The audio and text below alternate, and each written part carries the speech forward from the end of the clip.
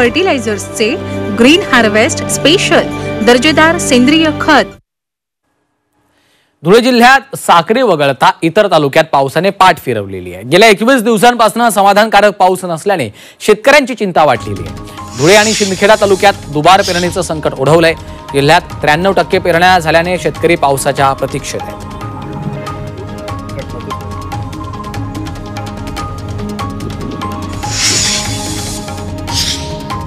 नाशिकमधील ग्रामीण भागात शेतकरी अद्याप पावसाच्या प्रतीक्षेत आहेत। नांदगाव सिन्नर परिसरात मका सोयाबीनची पिकं पाण्याअभावी करपण्याची शक्यता आहे। त्यामुळे पिकं जगण्यासाठी शेतकरी तुषार सिंचन पद्धतीचा वापर करतायत।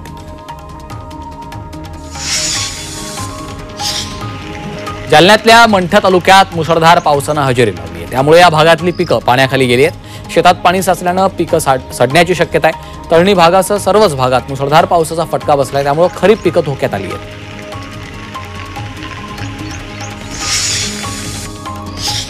धुळे जिल्ह्यातल्या साक्री तालुक्यात दमदार पाऊस झालाय। शेतकऱ्यांनी भात लावणीला सुरुवात केली आहे। पश्चिम पट्ट्यात सर्वाधिक भाताची लागवड केली जाते। चिखलणी करून भात लावणीची शेतकऱ्यांची लगबग सुरू आहे। कोकणाप्रमाणेच या भागातही आदिवासी बांधव पारंपरिक पद्धतीने भात शेती करतात।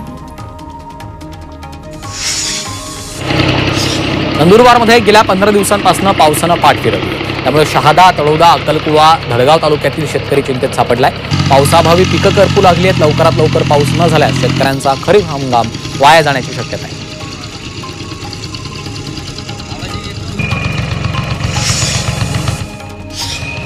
परभणी जिल्ह्यात तब्बल 20 दिवसांनंतर पावसानं हजेरी लावली। 20 दिवस गायब झालेल्या पावसामुळे हंगाम वाया जातो की काय अशी भीती व्यक्त केली जात असतानाच पाऊस परतल्यानं शेत शिवारामध्ये नवं चैतन्य दिसून येतंय।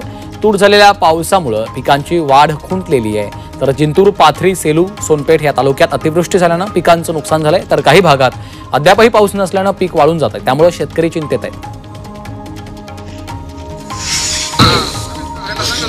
राज्यातील 91,429 हेक्टरवरील पिकांचं नुकसान झालं। मुसळधार आणि अवकाळी पावसामुळे देशभरातील 1,58,651 हेक्टर पिकांचं नुकसान झालं। यात महाराष्ट्रात सर्वाधिक शेती पूर्णपणे नष्ट झाली आहे।